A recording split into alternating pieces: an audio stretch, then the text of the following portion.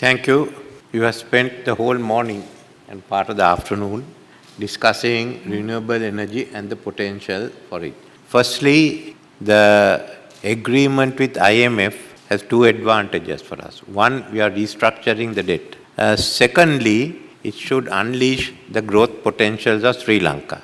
Getting on to our growth potential of the areas we've identified, one of the largest areas for growth and in the short term also is energy, renewable energy. As Eric mentioned, in all the fields, whether it be wind energy, whether it be solar, whether it be biomass, whether it be hydro, there's still the potential for renewable energy. In addition to it, the potential for basically the green hydrogen. It's a question of how do we exploit it, what are the investments, and in that it will be a field that is open to private investors, both local and foreign. And in the next 2 months, the Ministry of Environment, the Ministry of Energy, and the Climate Change Office will be announcing the new policies on the green economy, on renewables.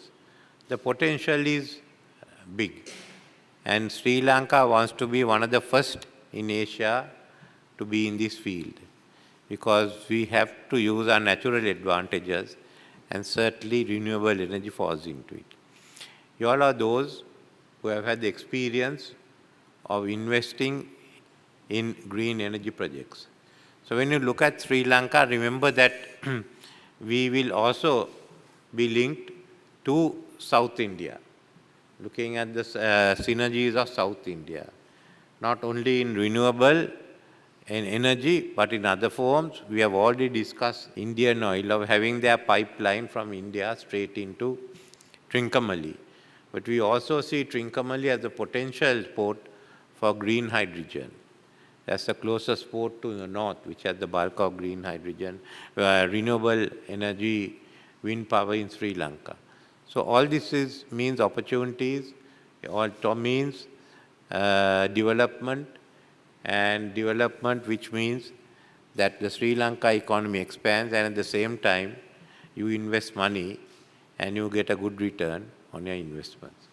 So we will look at how we accelerate the investment procedures and get through quickly. That's basically the strategy of the government. All right. Mr. President, I'm Willi Eerola from Finland, and we worked for years with Orbital Energy. And we are kind of, thanks of the IMF deal, we are now back in talks also with the Finnish government. My question is, I know this is a challenging question, but my question is that I want you to give the answer that I can share with my friends around the world. How you can secure that Sri Lanka will stay stable as possible, which is obviously one of the key issues for investors as well. We've gone through a really bad period, and that's the best instance that Sri Lanka will stay stable. We will not want to go back. I remember we had a similar experience from 70 to 1977, and that was enough for long generations for people to come in and say, look, we want to open up, we want to go ahead, and that's how we became an export economy. Okay, we've had this terrible experience, but to go ahead, IMF agreement alone is a 4-year one. And I am putting this agreement out to Parliament, and I will legislate what is there in the IMF agreement for our fiscal rules that will come in. So that keeps the first 4 years, and you go along the path.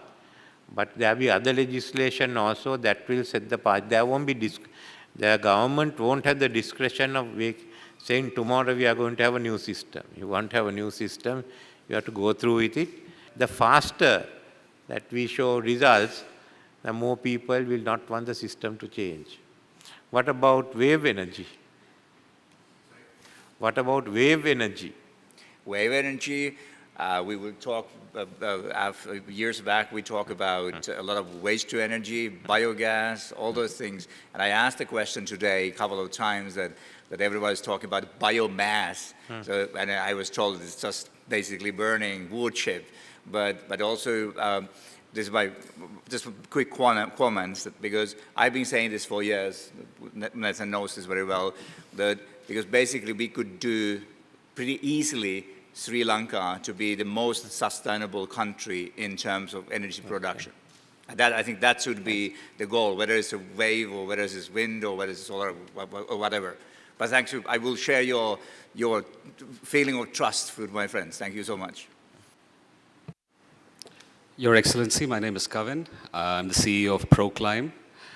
In your good message, and we're looking to be a part of this story that you're trying to tell to the world outside. My question is about the whole carbon credit market and Sri Lanka's carbon story. Sri Lanka has an ambition for being carbon neutral itself, but then are you looking at trading the surplus carbon credits, if at all you do have a vision for trading carbon credits? We aim for that we do trade in carbon credit, and we have an advantage there, so why not use it?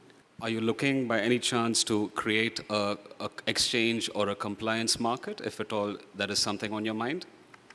Something we are talking about, how we do it, whether Sri Lanka would be viable or whether look elsewhere, but it's in our minds, yes. I think it requires razor-sharp focus of facilitation by the government to make such partnerships where trust is built. I think best is for you all to tell us what exactly should be the procedures and what is the business environment to expect, because we can, if necessary, bring in legislation which will govern the renewable energy sector and the green economy.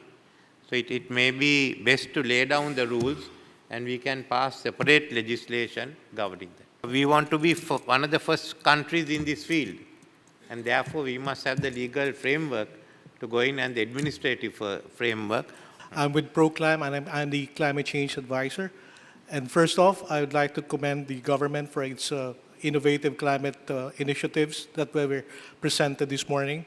Again, to thank you all, and I hope I've been able to express to you the commitment Sri Lanka has to go ahead. We want to be one of the first in this part of the world, and as we have done with the tea, we want to be one of the best.